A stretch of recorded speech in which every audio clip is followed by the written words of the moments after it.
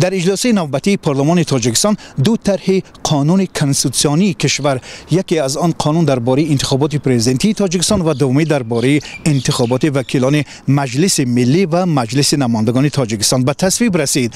ضمن بررسی این طرح‌های این قانون، خصوصا درباره قانون درباره انتخابات پرزیدنتی تاجیکستان، ذکر کرده شد که طی چند ماه آخر با تأسیس گروه‌های کاری از حساب احزاب سیاسی وکیلان پارلمان این طرح مورد بررسی قرار داده شد و چند ماده آن علاوه کرده شد. از جمله طبق یکی از ماده‌های این طرح قانون کنستیتوسیونی انتخابات پرزیدنتی تاجیکستان، من بعد دیگر مبلغ گذاری کشورهای خارجی و اشخاص علاهیده از خارج تاجیکستان به نامزدهایی که به نامزدی پرزیدنتی تاجیکستان پیشنهاد شدند منع کرده می شود. مبلغ گذاری کشورهای خارجی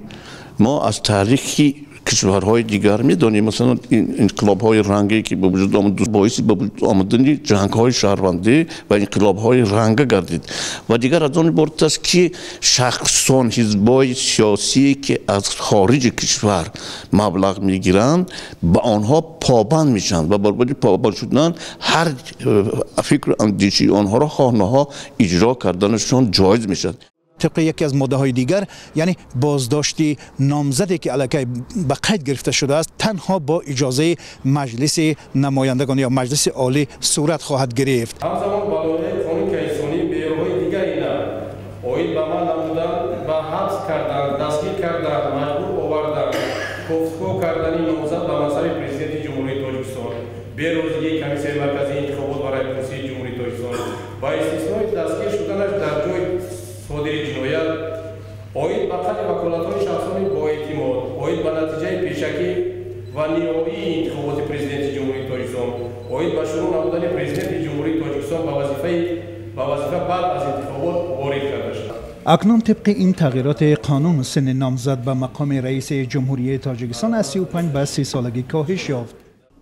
در رایپرسی ماه می سال 2016 تغییرات مربوط به سن نامزد پرزیدنتی در طرح اصلاح قانون اساسی وارد شد و همکنون این تغییرات در قانون انتخاباتی پرزیدنتی هم درج شد. بر اساس قانون اساسی که حالا مورد عمل قرار دارد، یک شخص به وظیفه پرزیدنت بیشتر از 2 مهلت پی در پی انتخاب شده نمیتواند، اما بعد اصلاحات به قانون اساسی این محدودیت به اساسگذار صلح و وحدت ملی پیشوای ملت تطبیق نمیگردد. وضع حقوقی و وکالت‌های اساسگذار صلح و وحدت ملی پیشوای ملت را قانون کنستیتوسیونی معین می‌کند.